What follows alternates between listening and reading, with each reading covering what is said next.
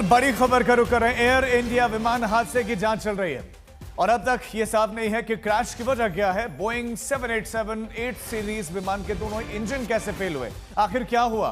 अब खबर यह आ रही है कि विमान का इंजन सिर्फ 3 महीने पुराना था, सिर्फ 3 महीने पुराना। 3 महीने पहले उस विमान का इंजन बदला गया था। 8 एजेंसियां जांच में जुटी हैं। ब्लैक बॉक्स की बारीकी से जांच चल रही है। तो 3 महीने पहले ही इंजन बदला गया था, तो इंजन आखिर फेल हुआ कैसे, क्रैश विमान हुआ कैसे। ब्लैक बॉक्स की जांच पड़ताल की जा रही है। एजेंसियां लगी हुई है, क्रैश के सच का पता लगाने में जुटी हैं।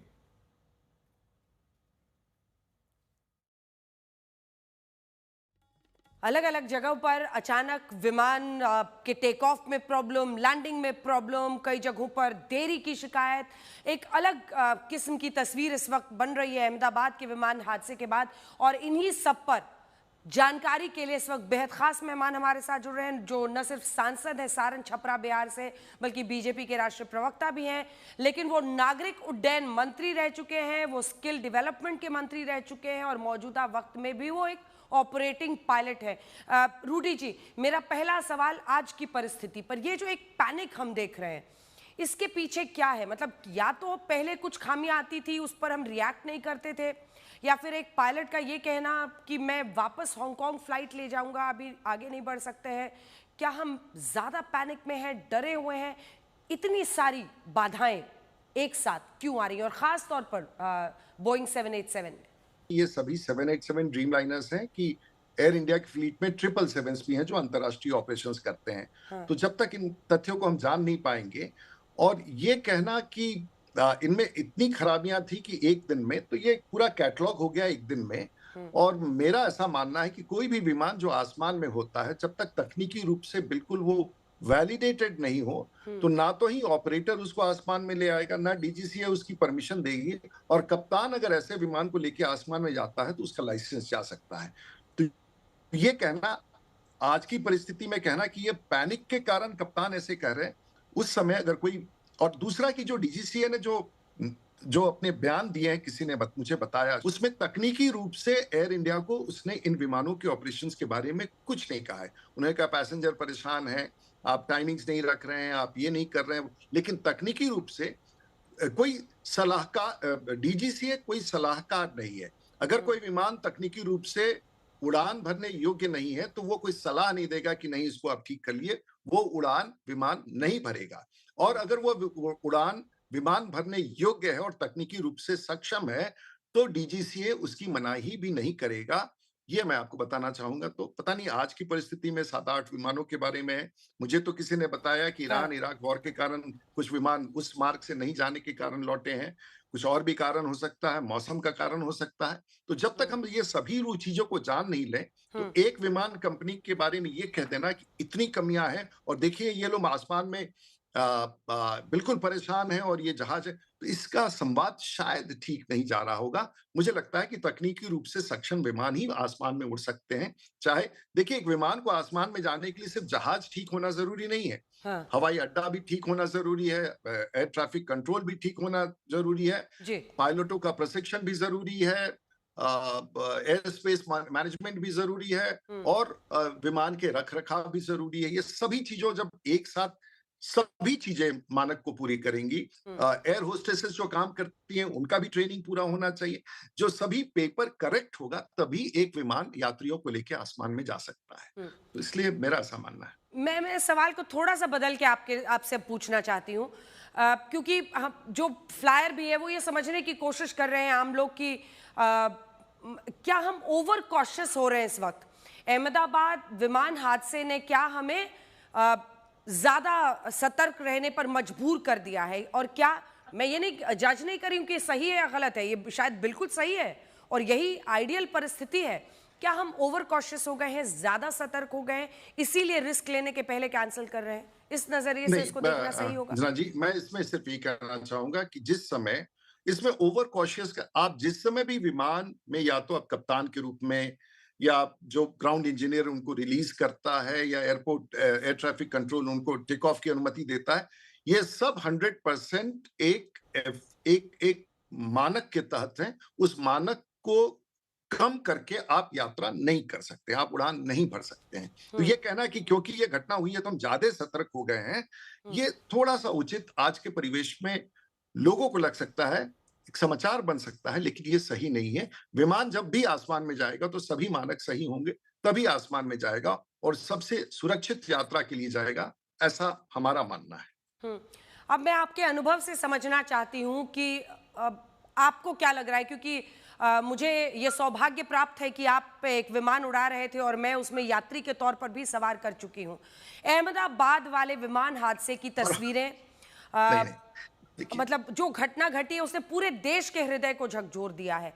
एक बिल्कुल, पायलट के तौर पर जब आप आकलन करते देखिए हैं, आपको क्या समझ जिस में दिन आता है? जिस दिन ये घटना घटी, उसके आधे घंटे के बाद मैं शायद पटना विमान लेकर जा रहा था, क्योंकि मैं जब भी यात्रा करता हूँ, तो कप्तान के रूप में यात्रा करता हूँ, उड़ान भरता हूँ, उसके लिए प्रशिक्षित हूँ। और मैं उस समय चिंतित था और मेरे सामने में उस समय दिल्ली हवाई अड्डे से ड्रीमलाइनर 787 एक टेक ऑफ कर रहा था। हुँ, उस विमान को देखने के बाद वो सबसे आधुनिक विमान है, कॉम्पोजिट है और उसका डायना आप कभी भी 787 को देखेंगे जब वो टेक ऑफ करता है और जैसे आसमान में जब उड़ने लगता है, हुँ, बाकी के डायने सामान्य रहते हैं, 787 का डायना बिल्कुल आसमान की तरफ एकदम ऊपर आसमान में जाएगा, कभी ध्यान से आप देखेंगे। बिल्कुल। ये विमान बड़ी ताकत के साथ रवाना होता है और जिस समय ये रवाना हुआ होगा, तो इसने जमीन छोड़ा है। उस रोटेशन स्पीड जो एक विमान की गति जब आती है और विमान के दाहिने में एक लिफ्ट दिया जाता है तो क्रिटिकली उस जी को छोड़ करके ये विमान आसमान में उड़ भी गया, हुँ, यानी कि पूरे पावर के साथ उड़ा होगा तभी आसमान में जा सकता है। वो स्पीड भी मेंटेन किया होगा, क्योंकि तापमान उस समय बहुत ज्यादा था इसलिए लगता है जहाज ने पूरे विमान के इंजन के पावर को इस्तेमाल किया होगा, तो रेसिडुअल थ्रस्ट भी नहीं होगा। विमान जैसे ही आसमान की तरफ बढ़ता है, उस 2.5 डिग्री का रोटेशन करता है, उसके बाद 12.5 से 15 डिग्री तक उसका इंक्लिनेशन होता है, ये एक्सेलरेट करता है, मतलब विमान जमीन छोड़ने के बाद उसकी गति बढ़ती जाती है, लेकिन उसके दाहिने में उस संचार को ऊपर करने के लिए उस समय एक लिफ्ट होता है, पावर और लिफ्ट का एक कॉम्बिनेशन होता है, जिससे विमान आसमान में जाता है। पहला चीज आसमान में प्रवेश करते के साथ ये होता है कि पायलट मॉनिटरिंग होता है और पायलट फ्लाइंग होता है, दोनों में ये मैं एक स्पष्ट रूप से कहना चाहूंगा। कई बार लोग कहते हैं कि कमांडर है, कैप्टन है, दूसरा को पायलट है। अब वाणिज्यिक विमानों में कोई को पायलट नहीं होता है और कोई पायलट कमांडर पायलट नहीं होता है।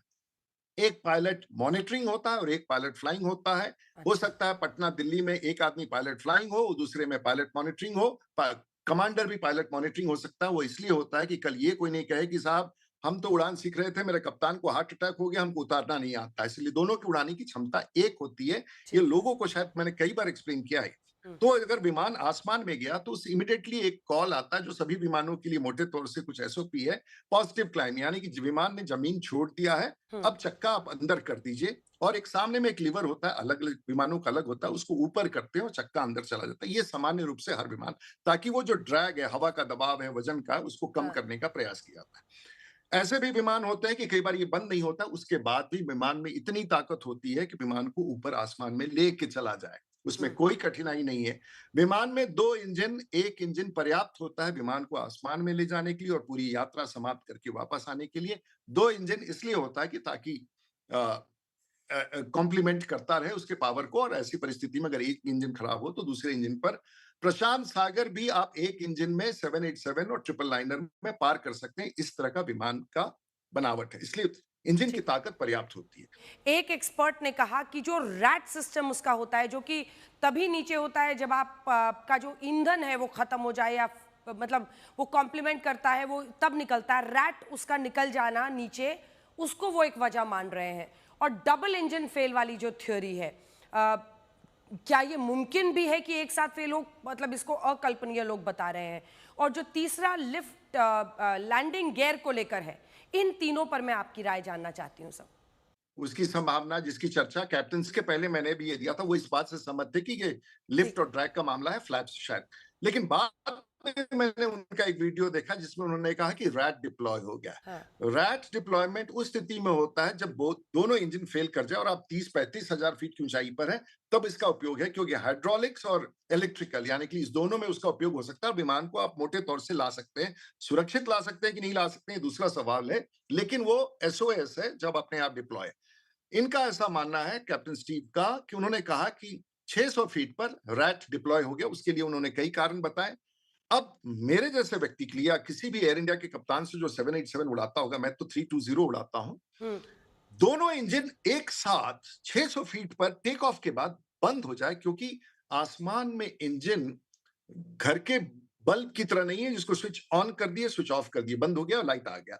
इसमें इतने बड़े इंजन को बंद होने में भी, तो क्या बंद हो गया इंजन, हो सकता हो गया, और ये डिप्लॉयमेंट उसका फीचर है, वो भी हो गया हो, जब तक इसकी जांच। लेकिन मैं एक बात कहना चाहूंगा, देखिए मेरा ऐसा मानना है, ये चाहे वो फ्लैप्स रिट्रैक्शन की बात हो फुल पावर के साथ, उस दिन क्या तापमान था, कितना वजन था, कितना तेल था, कितना ड्यूरेशन था, आप उसके 787 के सिमुलेटर में कप्तान को आप ये दे दीजिए और कहिए कि आप निर्देश कीजिए कि आप ये मिस्टेक करिए, जहाज को क्या होता है। दूसरा कीजिए कि 400 फीट के बाद आप इंजन बंद 600 के, तब आप देखिए कि रैट डिप्लॉय होता है, और ये बिल्कुल सिमुलेट हो सकता है। मेरा ऐसा मानना है, मैं एक्सपर्ट नहीं हूं, जरूर कंपनियों ने और इसके एक्सपर्ट्स ने ये सब चीज सिमुलेट करके उनको पूरी तौर से पता है कि विमान में क्या हुआ है। लेकिन मीरा जी, जी, लेकिन डीजीसीए ने भी खास जो सेफ्टी स्टैंडर्ड्स थे और जो जांच की प्रक्रिया है उसको लेकर भी गाइडलाइंस कुछ बढ़ाए कि हाँ भाई आपको और बेटर करना होगा।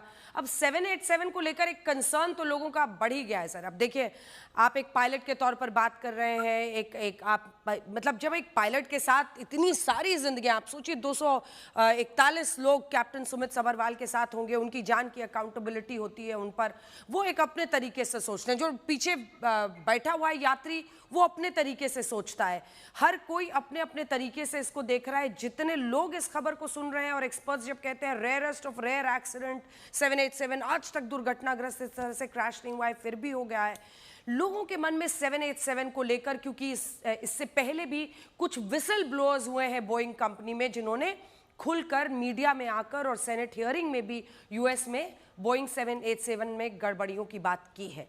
इसके मद्देनजर आप क्या कहेंगे?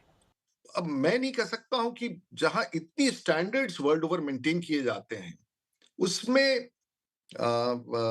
बोइंग का 777 भी, देश के प्रधानमंत्री 777 है जो उस कंपनी का हमारे, मैं नहीं मानने के लिए ये, वो मैं रोज सुनता रहता हूँ वो कि इसका मर्डर हो गया, उसने विसिल ब्लोअर था।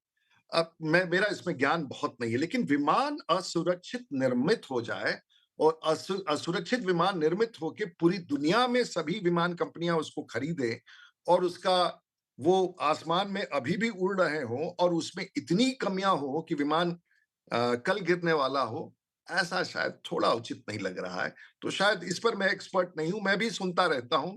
अंत में चलते चलते आप मतलब इतना बताइए कि ये जो अब ब्लैक बॉक्स मिला है सर, आखिरी सवाल आपसे, ब्लैक बॉक्स मिला है, हम कब तक उम्मीद करें और क्या टाइमलाइन रहेगा कि लोग ये जान पाएं कि ये जो मतलब शायद भारत के नजरिए से चरखी दादरी के बाद सबसे ज्यादा लोग मरने वाला ये एक्सीडेंट हुआ है? कई बार रिपोर्ट्स प्रकाशित भी हो जाते हैं तो कोई ध्यान नहीं देता है। मेरा आपसे अनुरोध है कि थोड़ा इस पर आप लोग भी दबाव बनाए रखें ताकि ये जितना जल्दी इन्वेस्टिगेशन कंप्लीट हो जाए और लोगों को पता चल सके, ये आवश्यक है। और मेरा मानना है कि सरकार चाहेगी भी कि जल्दी से जल्दी रिपोर्ट हो, लेकिन अकेला डीजीसीए रिपोर्ट दे दे, उसमें वर्ल्ड एक्सपर्ट्स आएंगे, कोई सामान्य घटना नहीं है ये, पूरा दुनिया इसमें इन्वॉल्व होगा, बड़े संस्थाएं इसमें इन्वॉल्व होंगी। इसलिए रिपोर्ट आए, हम सब इस घटना को भुलाएं नहीं। जिस दिन रिपोर्ट आए, रिपोर्ट आने का भी दबाव बना के रखना चाहिए और जितना जल्दी रिपोर्ट आए ये भी प्रयास करना चाहिए, लेकिन तकनीकी रूप से रिपोर्ट सही आए वो भी आवश्यक है। इसलिए जो आवश्यकता उनको समय का उनका इतना मिलना चाहिए, लेकिन देश के लिए भी जरूरी है और दुनिया के लिए भी जरूरी है कि आखिर हुआ क्या। और हम सब विश्लेषण कर रहे हैं, हो सकता है मैं तो बिल्कुल ही गलत हो सकता हूं, बहुत सारे लोग गलत हो सकते हैं, और इतने गलतियों के साथ जब तक क्या हुआ, क्योंकि बताने वाला भी एक कोई जिंदा नहीं है, एक व्यक्ति है, वो कोई तकनीकी आदमी तो है नहीं, कप्तान तो है नहीं, अब उनके बारे में हम कोई टिप्पणी करें ये भी उचित नहीं है। इसमें कहाँ गलती हुई, बट ये विमान गिरने योग्य नहीं है, ये विमान औसतन गिर नहीं सकता है। विमानें औसतन बनाई नहीं गई हैं कि जो गिर जाए धरती पर, अगर गिरी है तो ये अपने आप में एक अजूबा है। अगर उस पर जो मैंने 5 कारण कहा, अगर ये नहीं है तो विमान सामान्य रूप से आसमान से ऐसे ही नहीं गिर जाता है। और आपके लिए बतौर पायलट और इतने लंबे वक्त तक सिविल एविएशन से जुड़े रहना, जब आपने चमत्कारिक रूप से विश्वास कुमार रमेश के बचने की खबर देखी, आपको कैसा लगा उस वक्त? क्योंकि हम लोग भी देख रहे थे, तो मतलब अकल्पनीय। I am a firm believer in destiny. और उस केस को देख करके और ये भी सोचना है कि एक बार एक राज्य का पूर्व मुख्यमंत्री भी उस जहाज में हो, ये सब यहाँ है साहब। It's all about destiny. इंसान, मैं 7 बार पार्लियामेंट पहुंच गया हूं, कोई कहे कि बहुत रूडी जी बहुत मेरिट है, कुछ नहीं साहब, ये सब डेस्टिनी है। और वो इंसान तो भगवान ने उसको अलग जन्म दिया होगा, उसका भी डेस्टिनी देखिए, एक व्यक्ति नहीं बचा हो। और तो वो मैं चल के समझता हूँ निकले ये वहां सब से, और वो खुद चल के वो निकले। आप वो अपने आप में कुछ किसी कारण से समझाया नहीं जा सकता है कि भाई वो it is up impossible. It's all about destiny and God's will that he still we cannot, no one can explain his survival. वो अपने आप में एक केस स्टडी है जो मैं नहीं जान सकता हूँ, लेकिन ईश्वर, भाग्य, समय सब तय करता है, ऐसा मान के चलना चाहिए। हर कोई कोशिश करता है। It is all about destiny. If he has survived, we wish more people had survived. We wish जी, nothing like this would have ever happened, but it has happened. It's a sad day in Indian aviation history. It's not Indian aviation world history of the aviation. world. साहब Hudson पर जहाज गिरा, दोनों engine बंद हो गए। 100 के 100 या 50 या जितने भी है वो वो चिड़िया उसके इंजन में घुस गई। कप्तान सली जो थे, उन्होंने जहाज को उतार लिया, हडसन में उतार दिया और इंजन भी बचा लिया, जहाज गया लेकिन वो सबकी जान बचा ली। ये भी संभव है। दोनों इंजन फेलियर के बाद, और वो भी कोई बहुत ऊंचाई पर नहीं गए थे, और वो उन्होंने सभी चीज किया जो कंपनी बताती है और उन्होंने बचा लिया। तो कहने का मतलब भाई ऐसी भी घटनाएं दुनिया में हुई हैं जिसमें सभी जानें बच गई हैं। आपको याद होगा अहमदाबाद में एक बार एक विमान टेक ऑफ कर रहा था और वो ट्रक से टकरा गया। अब उसी समय उसका जो चक्का है वो क्योंकि ओवरलोडेड था, लिफ्ट नहीं मिल पाया। अब ये भी तो पता चलेगा कि क्या ओवरलोडेड था, क्या ये सब। तो कहां से वो ट्रक उसी समय आ गया उसके चक्के के नीचे? अगर वो ट्रक नहीं होता तो जहाज तो रेंगते हुए निकल ही जाता उससे। तो ये सब डेस्टिनी है कि उसी समय वो ट्रक उसके चक्के के नीचे आ गया, और जब टेक ऑफ पॉइंट पर था तो ऐसा भी नहीं होता है। बहुत सारे इतिहास में, और आप तो इतनी अनुभव है आपका, ये सब डेस्टिनी है मैम। और it's an unfortunate thing which has happened. Heart goes out to the captain in the family, बिल्कुल। For the people who have not. So Anjana ji, मैं बहुत एक्सपर्ट नहीं हूं, मुझे कोट मत कीजिए। मैं ऐसे ही जो आपने इतने सवाल पूछ दिए तो मुझे जो समझ में आया मैंने बताया। जी। मैं कोई भारी एक्सपर्ट नहीं हूं, कोई भारी कप्तान नहीं हूं। जी। मैं 100% एक पॉलिटिशियन हूं। थोड़ा बहुत जो समझता हूं उसके बारे में मैंने आपको बताया। बहुत बहुत धन्यवाद आपका ये बातचीत के लिए। और जाहिर तौर पर पूरा सच तभी आएगा जब ब्लैक बॉक्स की जांच और तमाम जो अन्य पैरामीटर्स हैं उन सब की जांच को सब मिलाएंगे और उसके बाद जानकारी आएगी। लेकिन पूरे विश्व को ये जानना चाहिए कि हादसा क्यों हुआ, और ऐसा जानने से ही हम आने वाले हादसों को रोक पाएंगे। बहुत बहुत धन्यवाद आपका रूडी जी, हमारे साथ आज तक पर जुड़ने। नमस्कार।